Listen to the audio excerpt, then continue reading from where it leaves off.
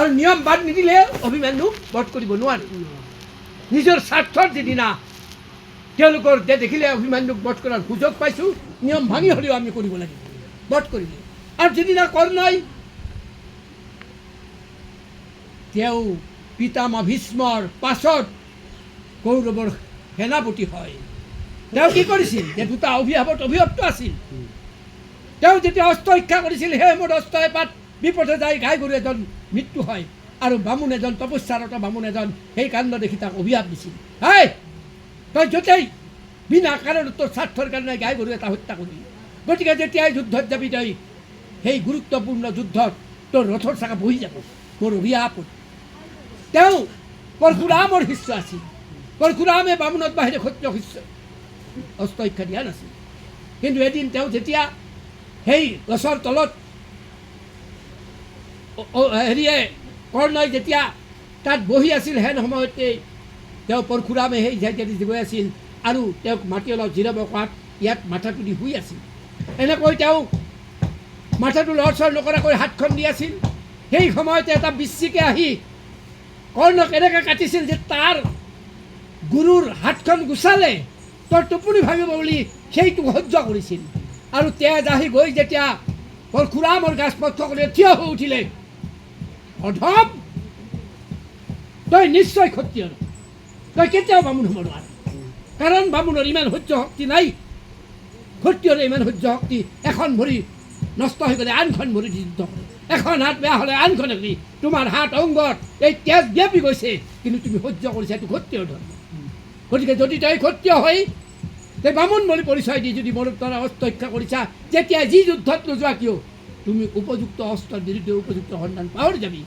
আৰু যেতিয়া তেওঁ কৰ্ণই যিদিনা ভীষ্মৰ পাছত সেনাপতি হৈছিল সেই অভিশাপত তেওঁ ৰথৰ চাকা বহি গৈছিল আৰু বাৰে বাৰে অৰ্জুনে অস্ত্ৰ নিক্ষেপ কৰাটো তেওঁ অস্ত্ৰৰ নাম পাহৰি গৈছিল তেওঁ কৈছিল অৰ্জুনক হে অৰ্জুন আমি নিয়ম বনাইছিলোঁ সমানে সমানে যুদ্ধ কৰিব লাগে মই ৰথত নাই মোৰ হাতত অস্ত্ৰ নাই গতিকে মোৰ ওপৰত অস্ত্ৰ নিক্ষেপ নকৰিবি তেতিয়া লগে লগে কৃষ্ণই কৈছিল এই সময় এই মুহূৰ্ততে বধ কৰ আজি নিয়মৰ দেখুৱাই দিব আহিছে না যিদিনা অভিমন্যুক বধ কৰে সেইদিনা নিয়ম ক'ত গৈছে নিয়মে স্বাৰ্থৰ কাৰণে অনুষ্ঠানবিলাকে পাপীসকলে নিয়ম স্বাৰ্থৰ কাৰণে মানুহক দেখুৱায় নিজক লুকাবৰ কাৰণে দেখুৱায় আৰু সিদিনা তেওঁলোকে তাক কৰ্ণ অভিমন্যুক বধ কৰিবৰ কাৰণে নিয়ম বাদ দিলে আৰু আজি নিজৰ দেহৰ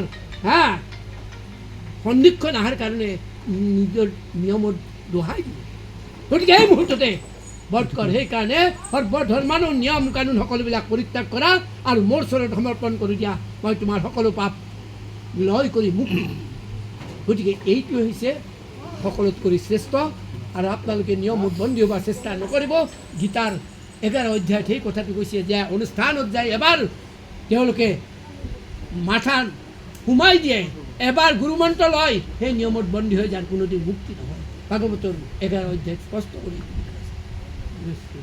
প্ৰভু প্ৰভু সেইকাৰণে এই 5টা শ্লোকত মাজেদি মাত্ৰ কৈছিল যে এটা হ'ল যে হে অৰ্জুন এই 5টা এইবিলাক আমাৰ যি এই গাইছে আমাৰ মিশ্ৰদেৱে এইখিনি ইয়াতে মাত্ৰ তাৰ পাছতে এই 66ৰ পাছতে 67 নম্বৰত কৈছিল ইদমতে অন্য অপস্কায়ন অভক্তায় কদাচন ন চ অশ্ৰুশ্ৰৱেন বাচাম ন চ মাম চ অস্তাৱিতি এই ৰহস্যময় আমাৰ যি উপদেশ যিজনে শুনিব আৰু আনক শুনাব সেই ব্যক্তি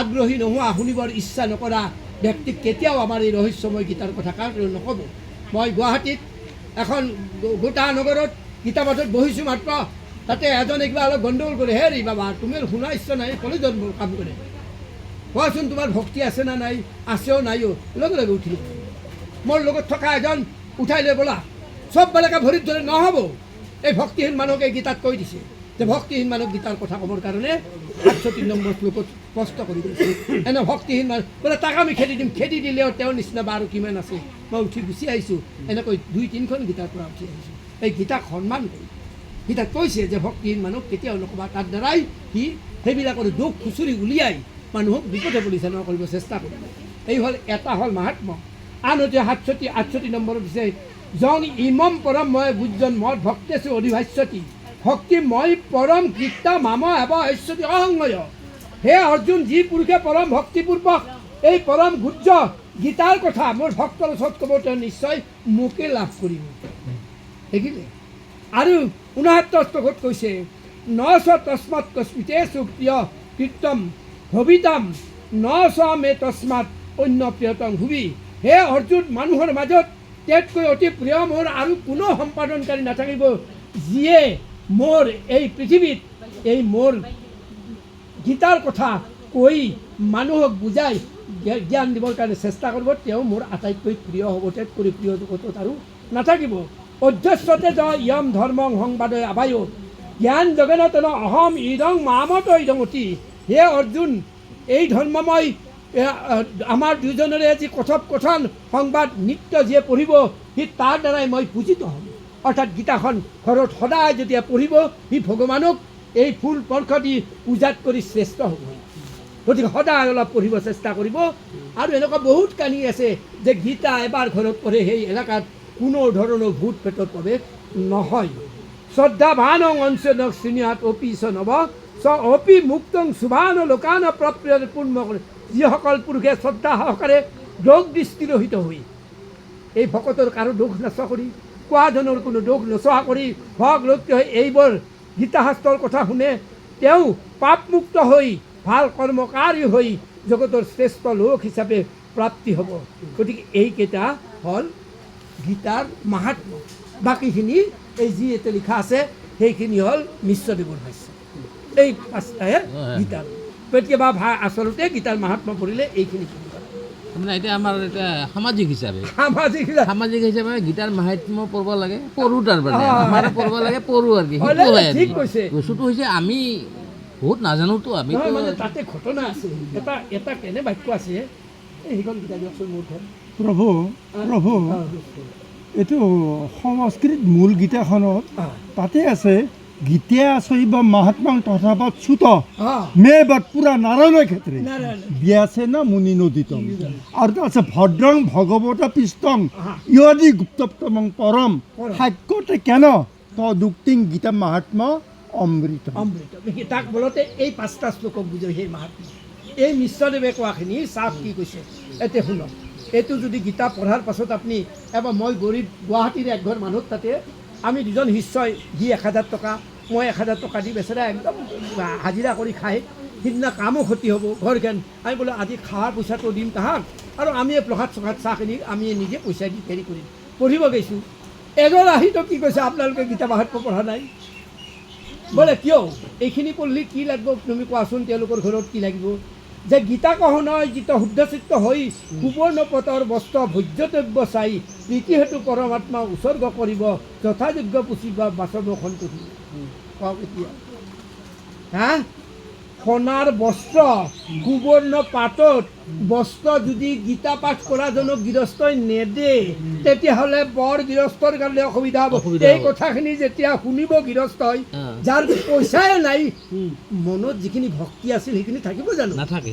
কওক, থাকিব জানি? চালা অশান্তি লাগিব নাই? আকৌ দিব নোৱাৰিলে।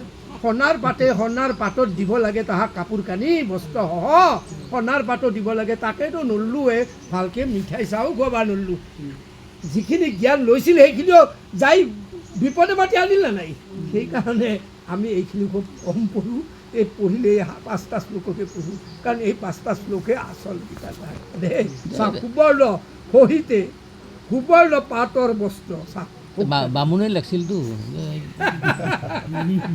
প্ৰব্লেমটো তাতেই লাগছে। আমাৰ সংস্কৃতিটোহে তাতেই গণ্ডগোল। আচ্ছা, নতুনকৈ বামুণ বোলাৰ লগে লগে এতিয়া এটা এই ব্ৰহ্ম জীৱন্ত এটা মানুহ, এইটো তলত কথা আছে নহয়, মই কেছ দিম, মই বাচ্চা কেছ দিম তোক, মোৰ কথা নুশুনাকৈ গেলি। তাৰমানে এই জীৱন্ত ব্ৰহ্ম পৰমাত্মা হ'ল এটা জীৱন্ত মানুহ। তাৰমানে জীৱন্ত মানুহ আমাৰ এই যিটো মানুহটো দেখিছে নহয়, এই মুখখন হ'ল আমাৰ কয় কি মুখে ব্ৰাহ্মণ বুলি কৈছে। আচলতে মুখে ব্ৰাহ্মণ নহয়, এই মুখখনেই ব্ৰাহ্মণ। মুখৰ পৰা ব্ৰাহ্মণজনে বামুণ নহয়, জন্মগত বামুণ নহয়, মুখ ব্ৰাহ্মণ। এই হাত দুখনেদি আমাক ৰক্ষা কৰে না নাই? ক্ষত্ৰিয়। এই ভৰি দুখনৰো ক্ষত্ৰিয় আছে, এইটো হ'ল ক্ষত্ৰিয়। এইটোৱে জীৱন্ত এই পৰমাত্মা।